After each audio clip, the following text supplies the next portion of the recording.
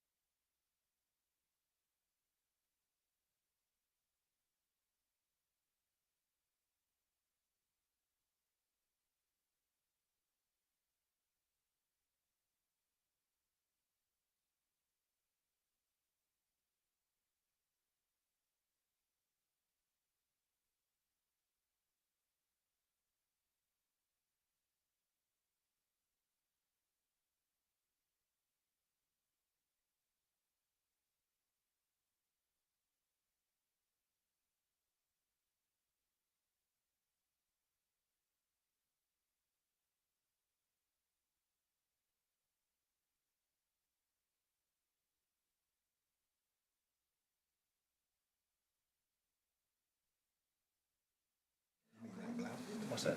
Yes, if you don't mind. The work session for the Board of Education for May 8th.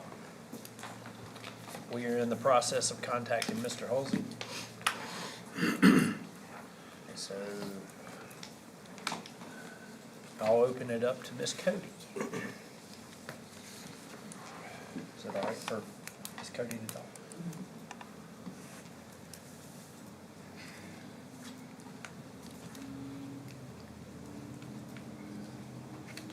He's probably in the middle of something. Probably had on too early. Yeah, back, refresh it. Miss Cody, starting the budget review. Okay, so we will start with the March financial update.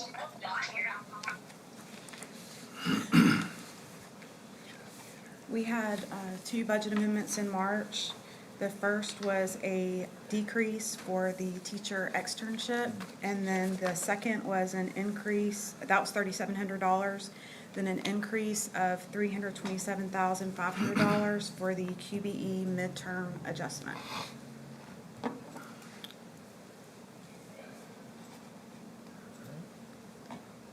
moving on to the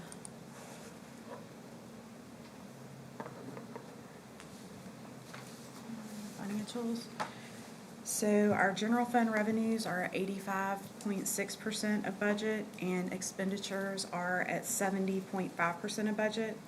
At the end of March, we were 3/4 of the way through the year, so our budget position was 75%. As I'm sure y'all all know, East Bloss collections did resume in April, and we will receive those collections at the end of this month. Any questions on the financials? So for our investment analysis, we received interest in March of $646,342.40.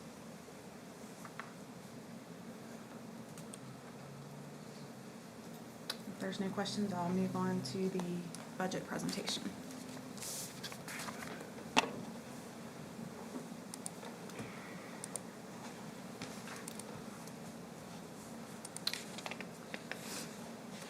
Okay, so what I did on this first page is I just highlighted the changes that we've had since the budget presentation at the April work session. So based on the most recent growth and inflation report, I adjusted the increase in tax digest from 6% to 8%, which resulted in a $7,620,900 increase in tax revenue from fiscal year '25. Also, we did receive our initial QBE allocation amount, which will result in an increase of $4,960,900. And while we haven't received any specific guidance regarding our federal funding, I know that's been a hot topic, we are anticipating significant changes to our title funds. We have been, we're not anticipating any big changes to Title I, but there could be a consolidation of our Title II and our Title IV funds, and we have been told that Title III may be eliminated entirely. So that brings me to the next change, and that is the increase in new positions. So this change from last month includes our ESOL tutors and 25% of our ESOL coordinator salary and benefits. They're currently being funded by Title III. So we plan to move those salaries and benefits to the general fund next year.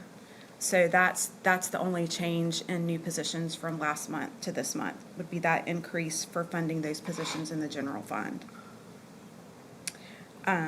So the last change is the increase in departmental budgets, and that is $1,963,100.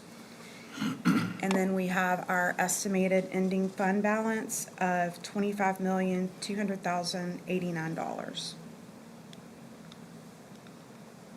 Are there, What kinds of things make up the increase for departmental budgets? Is it somewhat inflationary, or are there other things? It is, being so, added? and I can send you all a detailed breakdown by department and amount, but I can tell you that about 65% of it is increase in electrical, the increase in insurance I talked about last month, and then we felt like it was really important to pick up a lot of the Title III expenditures in our general fund budget because of our ESOL population. The expenditures other than the salaries? Okay. Yes, Yeah. just the program expenditures, Gotcha. pretty much everything that's in Title III I picked up in the general fund. Just in case. We just haven't seen a decrease in that population, so we just felt like it was important to continue with that. Very much. And like I said, I do have a breakdown by department and amount. Other things were like increase in custodial supplies. I increased some travel budgets because travel's just more expensive.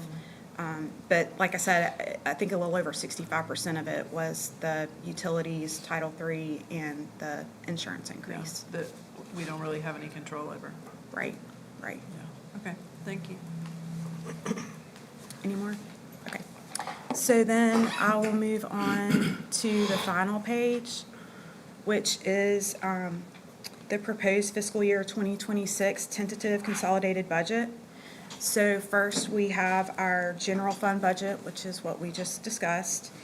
And then we have our special revenue budget, which has an estimated expenses over revenues in the amount of $1,677,700. The majority of that deficit is because of our workers' comp premium payments.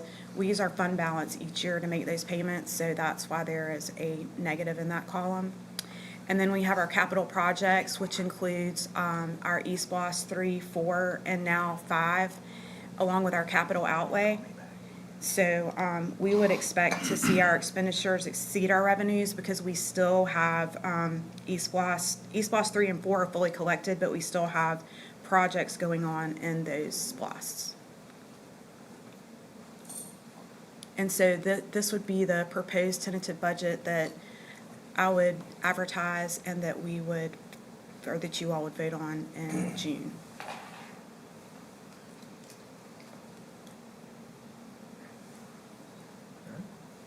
Any questions?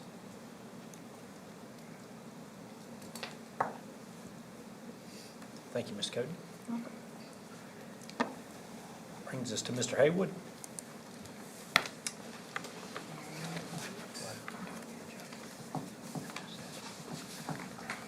All right, the first here we have is a change order, and we will be receiving a credit of $60,114.45 from Lavender and Associates. This is from the Needwood project, and we are closing out that project and closing out with Lavender Associates. So again, we will get a credit back of $60,114.45.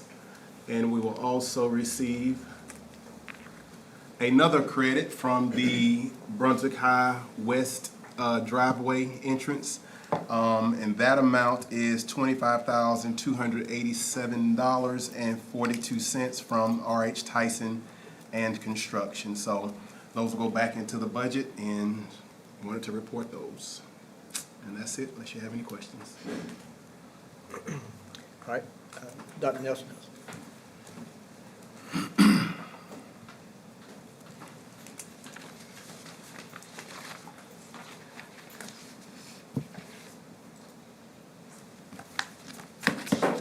Good evening.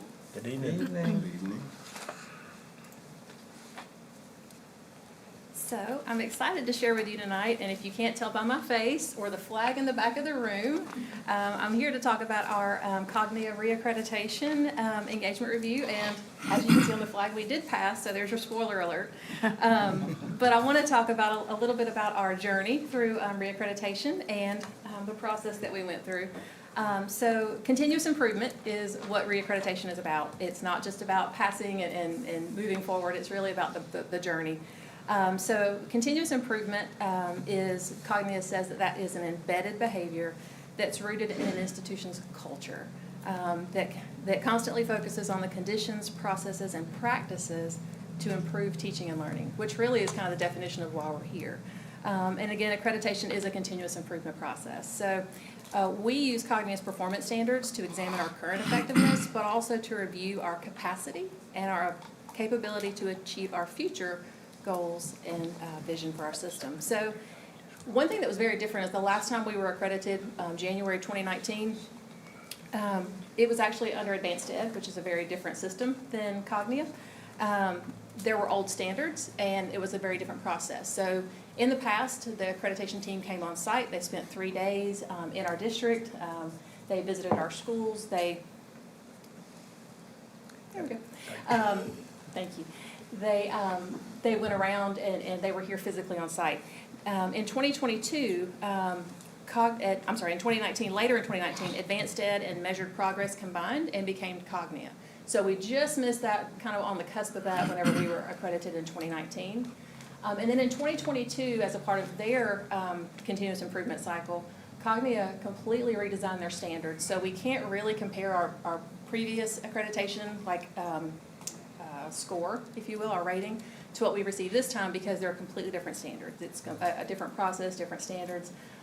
But we do have where we rated this time, and we have Cognia Network average scores to compare ours to throughout the presentation. So there's your spoiler alert. Because we did not only pass our accreditation, but as you'll see at the end, we rated in the highest range possible. We have no kind of progress assessment that we have to do. So we will do a progress report in 3 years, which is standard, and then in 6 years we'll do our formal review. So there are lots of parts to the accreditation that we're not going to talk about. I shouldn't say lots. There are several parts tonight that we're not going to talk about, which are the executive summary, the accreditation portfolio, and the assurances, because those parts are not actually rated. Those are just us telling our evaluator about our system and about what we do and about our processes. But what we are going to talk about tonight, those are up here on the board. And so if you'll kind of think of these as containers, that's kind of how I want to describe those tonight. So the first container, if you will, there are 3 required analysis. The learning environment, which is exactly what it sounds like, student performance, and stakeholder feedback. And then the second container looks at those performance standards, which is how we're truly rated on what we do. So there's 30 standards. We did a self-assessment. Then the evaluator separately rated those 30 standards. And then, again, we have a network average comparison to look at. And then the last container, Cognia takes those 30 standards and they break those down into key characteristics. So what a good system would look like. And those key characteristics all look at different aspects of learning. So culture, leadership, engagement, and growth. So those are kind of what we're going to look at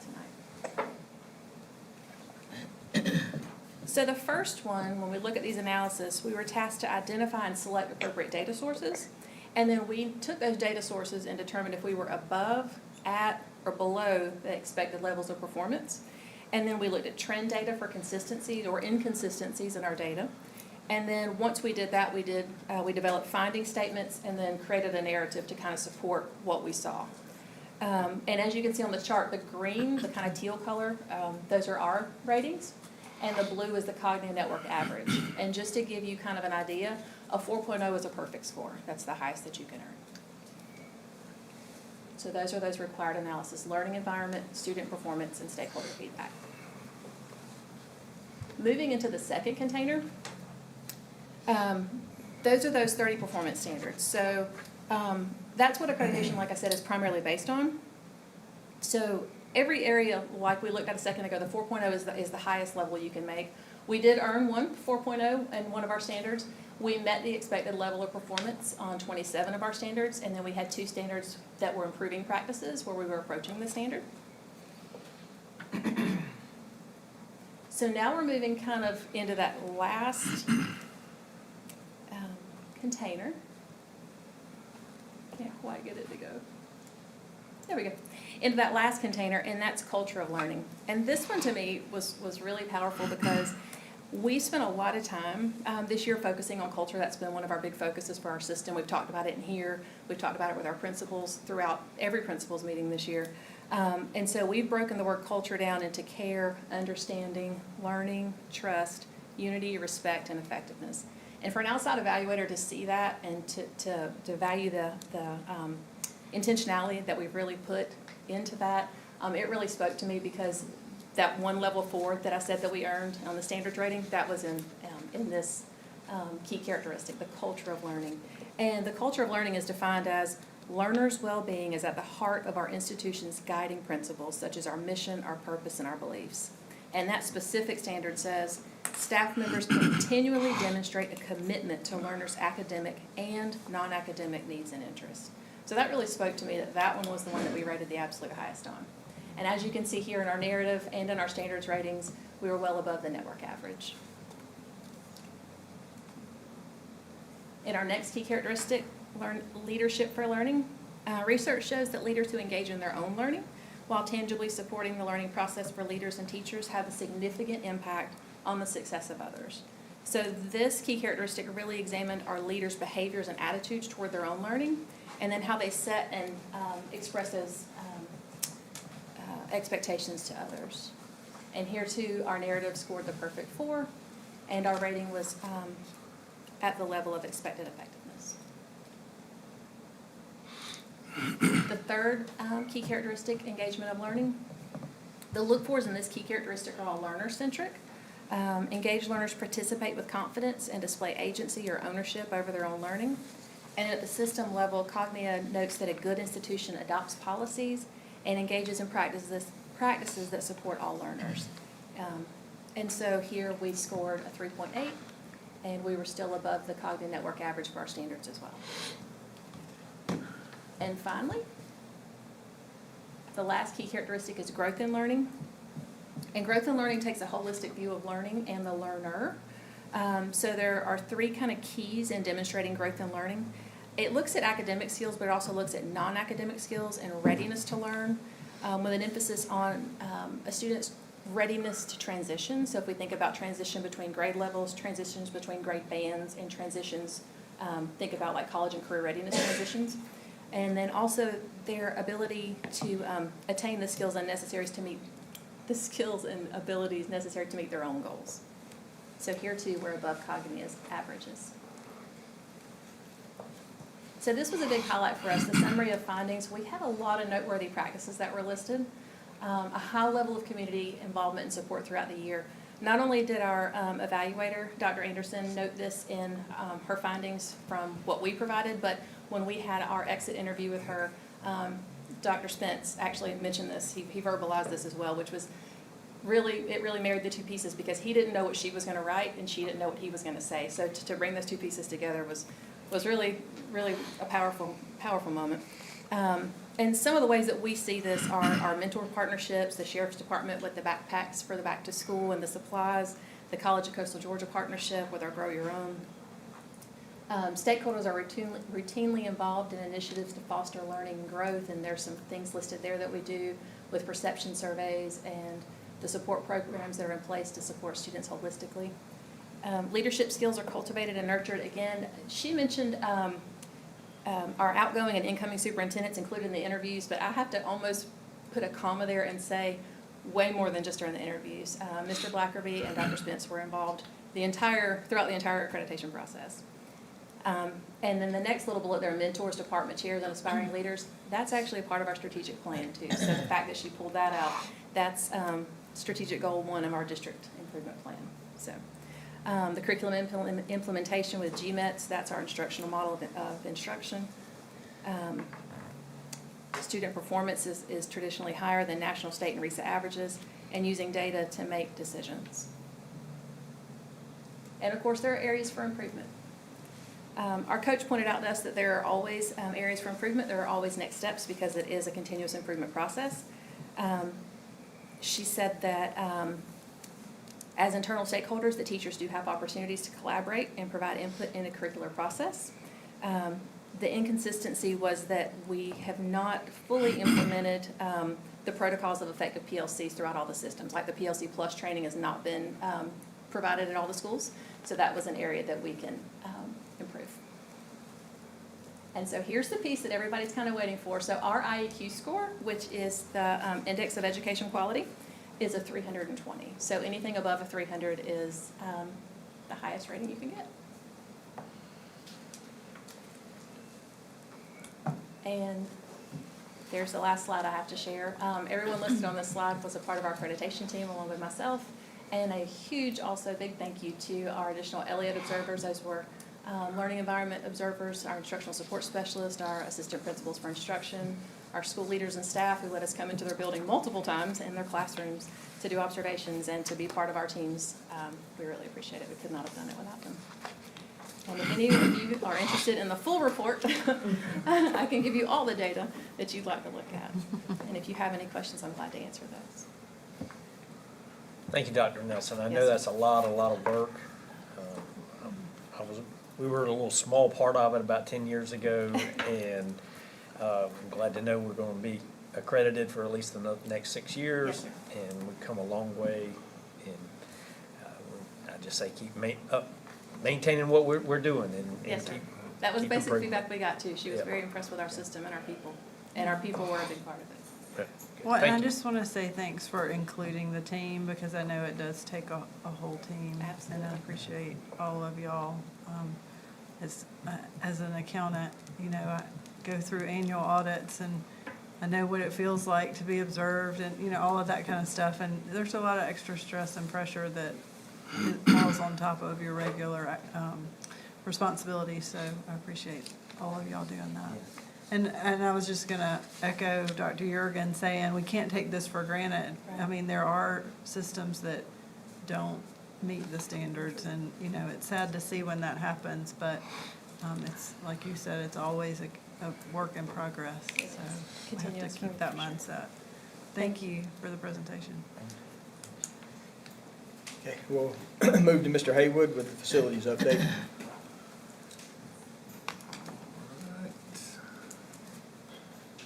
East Splash Projects, College of Coastal Georgia Fine Arts Center is moving along very well, making some really good progress, as you can all see as you ride down Altama, 4th Street.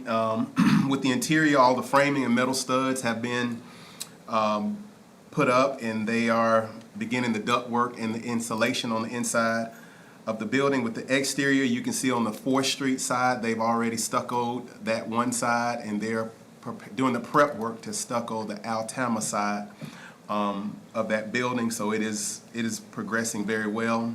With the new Glendale Elementary replacement, that project is being broken up into 3 phases. Phase 1 will be the site clearing. Phase 2 will be site development, and then the phase 3 of that will be the building construction. Of course, we're in phase 1, and I'll speak a little bit more in depth about the site clearing and the financial piece after the GOOD report, because it's listed on there again, and I'll be asking to approve some site clearing money. Moving on to our local capital funded projects, we have the BHS Fieldhouse. The pad was graded and compacted in preparation to begin pouring the slab. They wanted to pour the slab Tuesday or Wednesday of next week. However, with the rain that came yesterday and the threat of rain for the remainder of the week, that's going to be pushed back because it has some dirt to wash out, and they're going to have to backfill that and compact it again. But once the weather clears up and they can get all of that done before they pour the slab, they'll do the termite treatment. And once they do the termite treatment, they'll pour the slab. And the backflow preventer has been installed, and the fire hydrant will be installed probably later this week. Moving on to the Board of Education office, it is also progressing very well. All of the door frames have been installed.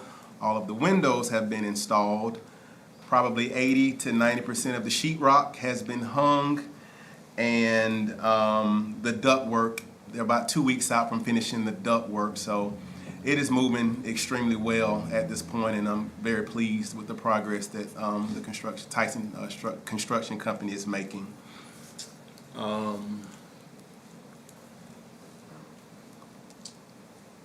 We'll move on to the GOOD report if there are no questions about our 4 projects that we got going on at the moment.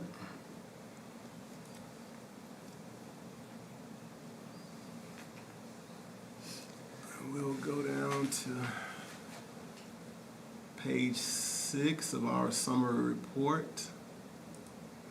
And as you can see, our collections were $16,228.11, and this is still, we're still receiving residuals on East Plus 4. Of course, East Plus 5 started April 1, so at the next June meeting, I'll be reporting on our first East Splot 5 collections, as Ms. Cody said earlier in the meeting.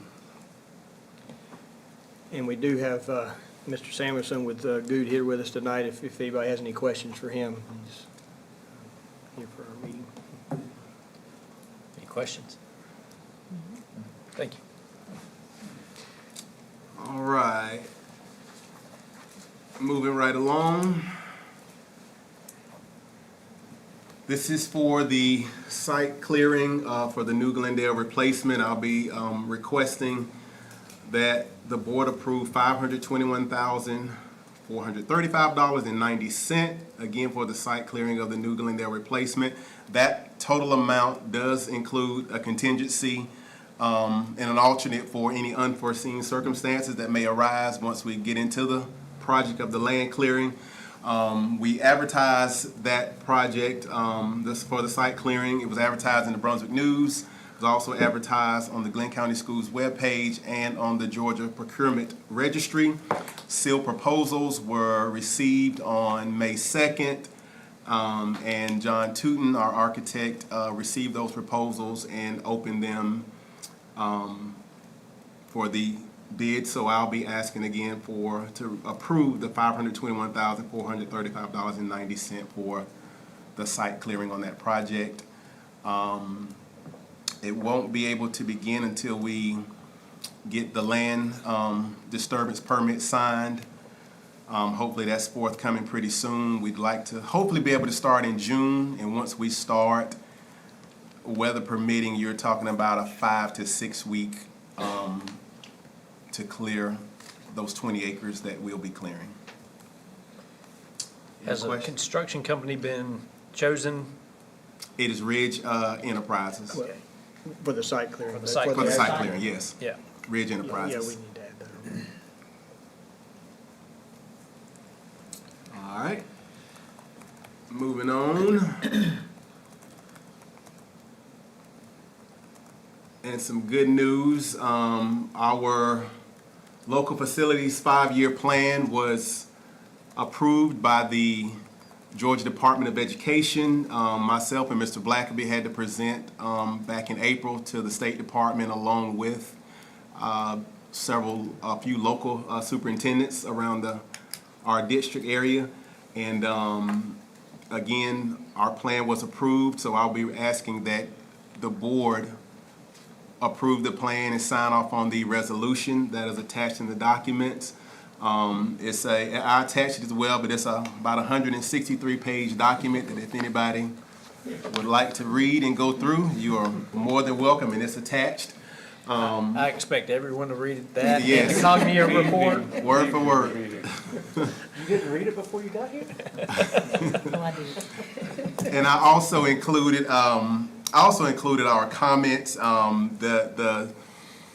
The superintendents that sat on our committee, along with the Georgia Department of Education representative, were very complimentary of our school district and our board for the things that we've done, our facilities, what we've done with safety, our transportation department, and then what we're planning to do in the future over the next 5 years. They were very complimentary of the things that we have going on in Glynn County. So kudos to our Board of Education and Dr. Spence and now Mr. Blackaby for the vision to keep our facilities top-notch in the Glynn County Schools District.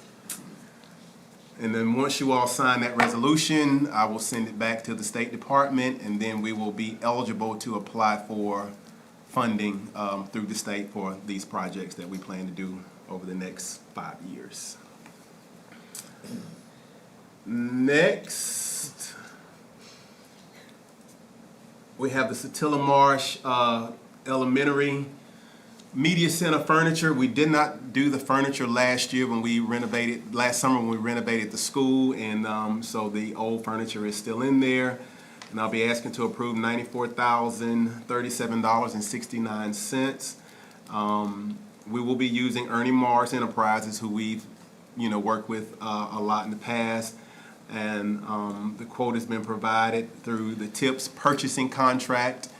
And that will take care of the media center furniture, the media specialist office, the audiovisual room in there, and there's an additional storage office in there as well. That will take care of everything, so I'll be asking for that amount to be approved to do their media center. And then lastly, the Brunswick High, old gym at Brunswick High. There are currently four rooftop units on that building. Only one of them is working right now.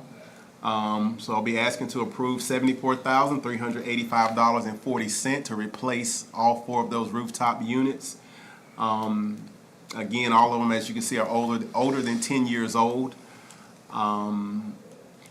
And our guys will be able to install the units. The curbing will not have to be changed. The units that we're buying will fit right into the curbing that's currently up there now. So, and our guys will do the installation. So, just want to get that amount approved to get the new units purchased. And again, that's one of those buildings that is in the SPLOST 5, E-SPLOST 5. So, we need to get those units replaced if at all possible. Do you know if that's the first time we've replaced those units? There's a couple of them that were replaced about 15 years ago, I believe. Okay, all right. And that's the old gym? The old All right. Which is part of East 5, which we are going to renovate the inside of it. This will just kind of be the first phase Getting of the jump on So it. for an AC unit that lasts 15 years, still, that's pretty good.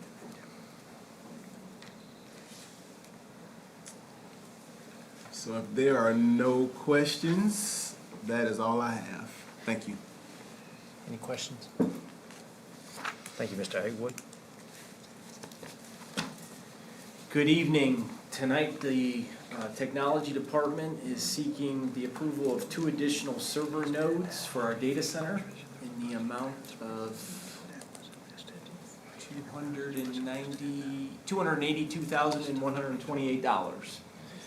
Currently, our data center consists of 4 server nodes, which is essentially, we run 138 virtual server machines, which basically supply services and resources to our students, staff, and administrators so that they can conduct their daily activities and responsibilities for the amount of technology that we run.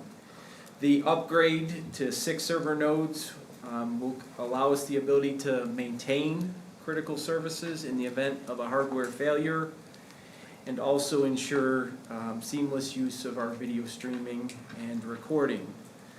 Currently, we are, based upon our tech guys, we are at capacity for the recommended threshold for our normal operations. So we are hoping that this purchase will will make available the critical resources that we need to make sure if we do any further expansion, we have the space that we need. Be happy to answer any questions. Is there a way to project, like, is this a 2-year fix, a 5-year fix? It's a good question. The answer is, we would hope it would be for the next few years, but as technology changes and as different requirements for different systems, it's kind of chasing yourself around in circles to determine that. I do know this will handle the elementary classroom cameras that we were planning. Okay. And so part of this is to get ahead of for that addition.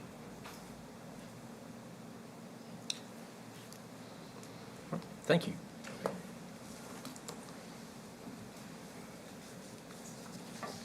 Mr. Waters?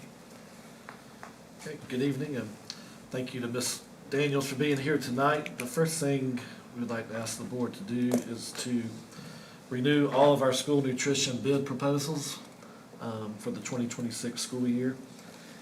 None of these are new. These were all proposals that we've presented the last few years. The first is for milk products. And we just recommend that the milk products go to T.G. Lee Dairy for $433,162. Our next proposal is for pizza, which is probably the most important one tonight. We propose for Bullseye brand Smart Mouth Pizza out of Atlanta for $151,023. Our next proposal is for commodities. And if you'll notice there, one of these brands is a local company, Rich Products, so that's always a good thing when we can reward a product to a local company. But instead of going through all those, they're all listed there for you in the amounts. So we ask that you renew the commodities. Next, we have our paper bid, which is Suncoast Paper here locally as well. So thankful we can use a local company for that in the amount of $244,434. And next we have produce. And we recommend Garden Wholesale Creation Gardens out of Jacksonville for $260,000.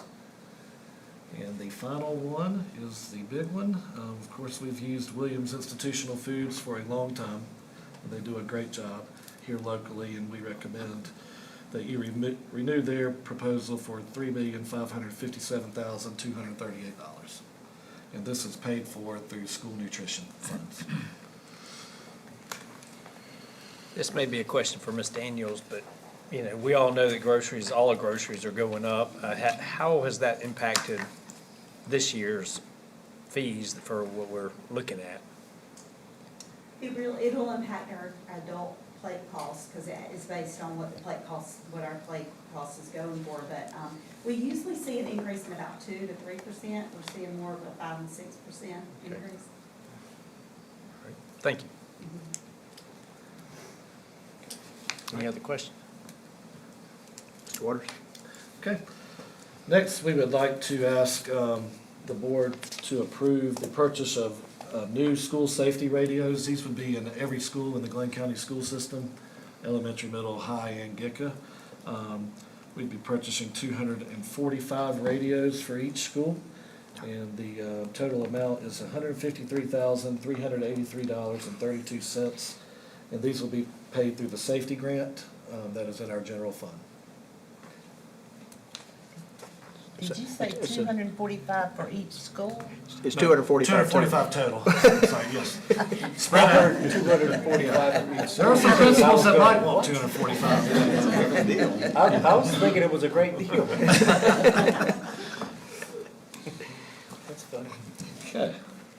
And finally, we'd like to ask the board to purchase 4 new police interceptor vehicles from Wade Ford out of Atlanta for $199,655.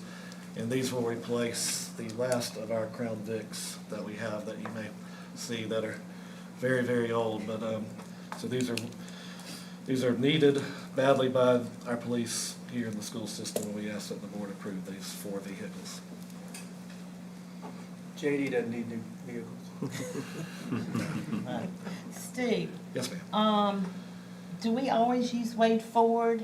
Do we do a bid for that? Have we tried someone local? It's the state contract, Oh, okay. so it's already, yeah, so that's where they come from. It's we do price them out locally. Occasionally, it's very hard for them to compete with the state contract. All right. And Ms. Seals, for one of the more exciting pieces of tonight. I'm very excited to talk about,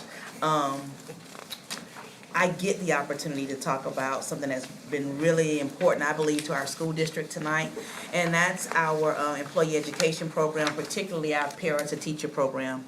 In June of 2022, in that work session that year, after many discussions with our former superintendent, Dr. Scott Spence, and contacting several school districts throughout the state, I reviewed with you the memorandum of understanding between Glynn County Schools and the College of Coastal Georgia to establish a parent-to-teacher program in our school district, recognizing the shortage of teachers, not only just in Glynn County, but throughout the state and throughout the nation. We thought what a great way to help support and provide support to people who are already doing the job many times. They're in our classrooms, they already live in our community, and many of them have already dedicated many years of service to children as paraprofessionals. And tonight, I'm exceptionally happy to say that after starting that first cohort, that tomorrow night, our very first cohort will graduate from the College of Coastal Georgia.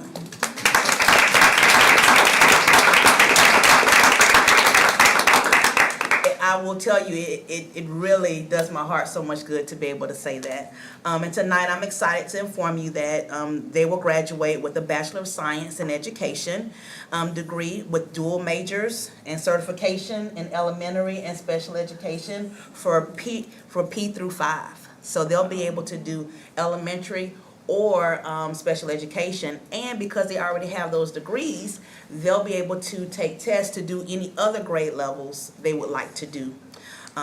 So many of those employees are here tonight, but first I'd like to say a special thank you to the College of Coastal Georgia and to you, the Glynn County School System Board of Education, for supporting this program, and to our principals and schools for providing places for these employees/students to be able to do their work. So tonight, Dr. Amy Sneed, who's been a very important part of this process, is here tonight just to give a little overview of that program. Good evening. Good evening. Thank you so much for inviting me to this space on this very celebratory night. I guess they were just in rehearsal. Yesterday I assured the president they are going to be the line leaders. We're going to do great, but we are so excited to celebrate the partnership we've had with Glynn County Schools. We talked a little bit earlier about that Grow Your Own initiative, and that we have arrived at place with our first graduating cohort. So 3 years ago, I was actually looking back in my email. I'm like, when did I first get the email about that? It was March 22nd, 2022, that we thought about, where are we getting our future teachers from? And the answer is obvious. It's the Alma McCoy. It's the Ryan Knights. It's the teachers that are already in our communities and are invested in our student success. So we had this real shared vision of the talent that already exists in schools. So we built the pathway. So Mrs. Shue, Ms. Steele, lots of people on our team got around the table, and the what wasn't hard, right? They got their cohort selected, we got our program in place, but the how. The how was like, how is this gonna unfold?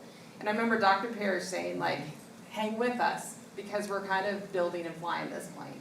But I'm here to tell you that this is probably one of the most influential experiences I've had in my professional career, seeing that you guys do this. Long after I'm probably going to bed, you guys have worked a full day. You've probably been with your families, and you are firing up your videos to improve your own practice, to make a difference in these kids' lives. Watching you go through this has been inspiring, amazing, and I do want to, with any great project, becomes a lot of things behind it, and I did want to offer my thanks to the school board. The district leadership has been amazing. I'm so thankful for your gift in support for them, not only in time but in funding. We asked these paraprofessionals what's made the difference, and it's really been two things. Number one has been the financial support that's taken that pressure off so that they can do the great work that they're doing. But also then, I also want to thank all of the district, the building level principals, the mentor teachers that you guys all speak to, that really came around as a community and supported, created a space for growth and encouragement, your families, but I want to just thank you. You have been trailblazers. Since you've been through, we've expanded now this program to, I think, over 15 districts, and it's growing, and you guys have really led the way for that. And tomorrow we are so excited to stand beside you, and yes, I just want to, this is dual degree. They are getting 2 different degrees and 2 different certifications. So we're excited to stand, right with you, not only in the next week, but in the months to come as you continue to not only teach, lead, but build futures for our students and our families. So thank you so much, and thank you to the board. Thank you so much.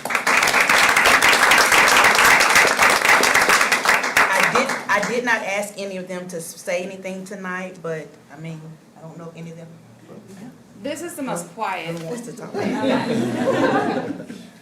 Sorry.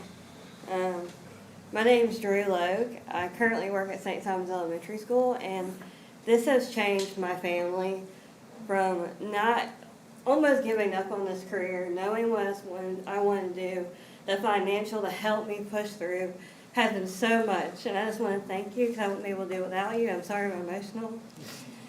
I feel like that this program does so much good for people. that I feel like regular traditional programs should be parapros because the perspective that you get into the classroom is so different.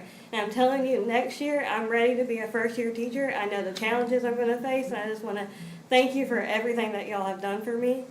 Thank you for the college, and I'm just so grateful. So thank you.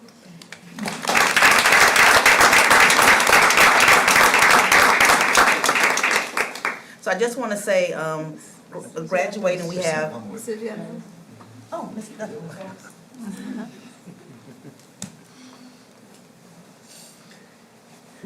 Good evening to everyone in the room. Good evening. Good evening. My name is Cheryl Douglas. I currently am a parapro at St. Simon's Elementary. I have been a parapro in the Glynn County School System for 35 years. This year will complete my 35 years. And I just want to say how grateful, and I know that it was divinely done that I had a chance to be in this program. I have the sentiments of Drew. It has blown my mind. It has built confidence for me. It has shown me that somebody does believe in me and does care. And so I thank you to the board, to the community for investing in me and all of us. Thank you so much for the privilege. And so since you've invested in me, I'm going to give it 100 when I walk in August. So many years I've been on the support side. So this year I'll be on the lead side. And thank you. That means so very much to me for your time and your effort. Thank you.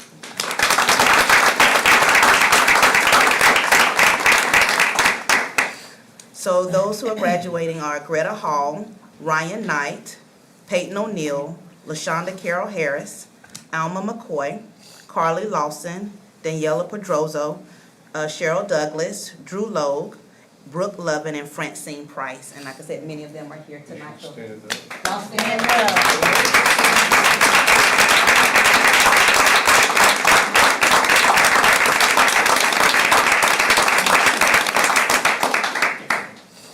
Thank you, Ms. Seals. Thank you so much. And thank I would y'all. like to say something also.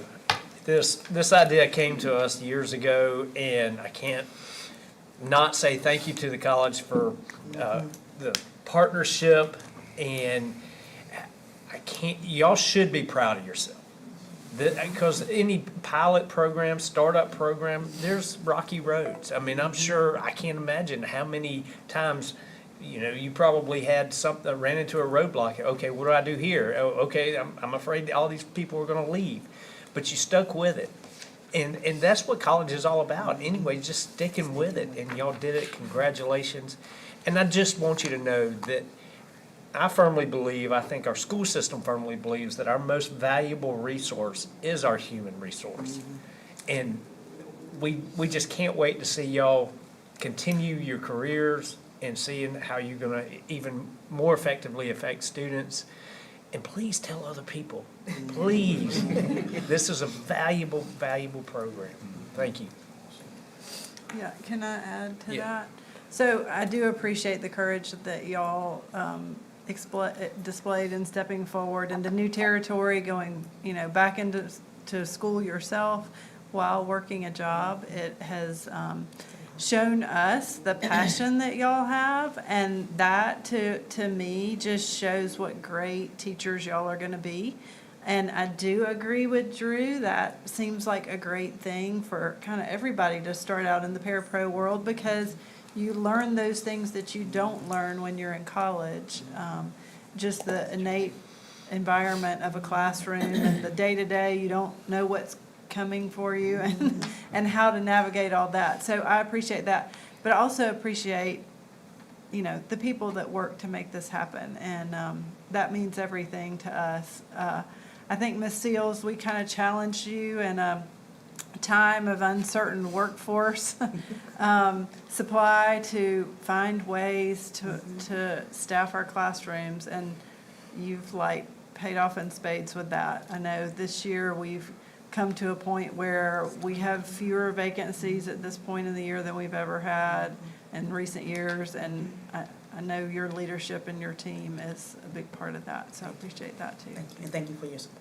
May I say something without crying? I may not can say it. But as a retired educator, y'all feel my heart.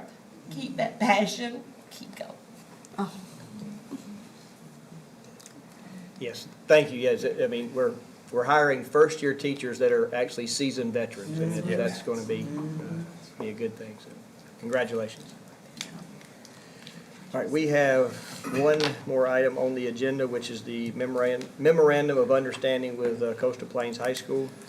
This is just a continuation of the same memorandum that we used the last couple of years as far as our arrangement with Coastal Plains. So nothing's changed? Nothing's changed. All right. Mr. Halsey got He's lost. on. Oh, he's back on? Okay. Sorry. So that's the end of our agenda. All right. Thank you. And that brings us to executive session. Before we talk about executive session, I would like to make a comment about the vacant District 5 board member position. We'll vote on that at the next board meeting. That'll give opportunity for anyone who would like to speak at the last minute to speak, and that's our regular scheduled voting meeting. So at the next board meeting, we'll be naming the new District 5 interim board member. So that brings us to executive session. I know we have personnel, land, and legal. Does anybody have anything else? Personnel, land, legal, nope, that's All right. Entertain a motion to go into executive session for personnel, land, and legal. So much. Motion by Ms. Lee. Second by Mr. Dodgen. Any discussion? All in favor, raise your hand or say aye. Aye. And it's unanimous. Got you. Thank you, Mike. Mr. Halsey's on speakerphone. And we'll go into executive session at 5:57.